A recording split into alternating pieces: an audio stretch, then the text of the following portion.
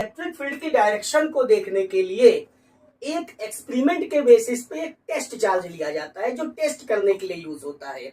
अब test charge क्या है, ये पॉजिटिव चार्ज लिया जाता है और रिप्रेजेंट करते हैं क्यू नॉट से। अब जब पॉजिटिव चार्ज को हम लोग इसके पास में लाते हैं तो ये पॉजिटिव चार्ज को क्या करेगा, रिपल करेगा, बाहर की तरफ धकेलेगा।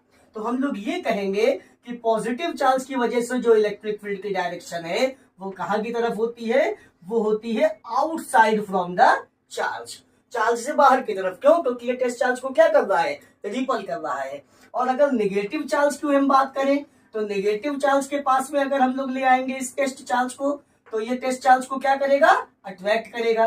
तो हम लोग कहेंगे नेगेटिव चार्ज की वजह से जो इलेक्ट्रिक फील्ड की डायरेक्शन है वो कहाँ की तरफ होती है, वो होती है चार्ज की तरफ। यानी इलेक्ट्रिक फील्ड की जो डायरेक्शन है वो टेस्ट चार्ज के बेसिस पे डिसाइड की जाती है। या अगर हम सिंपल वे में बात करें बच्चों के खाली समझने के हिसाब से, तो अगर आपको इसमें कोई कंफ्यूजन लग रहा है, समझ में आने में दिक्कत हो रही है, तो आप बिल्कुल बेसिक वे में समझेंगे कि भाई कोई भी एटम पॉजिटिव चार्ज कब बनाता है, जब वो इलेक्ट्रॉन को निकाल देता है। निकालने का मतलब बाहर की तरफ। तो इस तरीके से समझना चाहें तो कोई भी एटम पॉजिटिव चार्ज कब बनाएगा, जब वो इलेक्ट्रॉन को निकाल देगा। यानी पॉजिटिव चार्ज की वजह से इलेक्ट्रिक फील्ड की direction outside from the charge. और कोई भी एटम निगेटिव चार्ज कब बनाएगा, जब वो इलेक्ट्रॉन को एक्सेप्ट करेगा यानी खींचेगा। तो निगेटिव चार्ज की वजह से इलेक्ट्रिक फील्ड की डायरेक्शन टुवर्ड्स द चार्ज।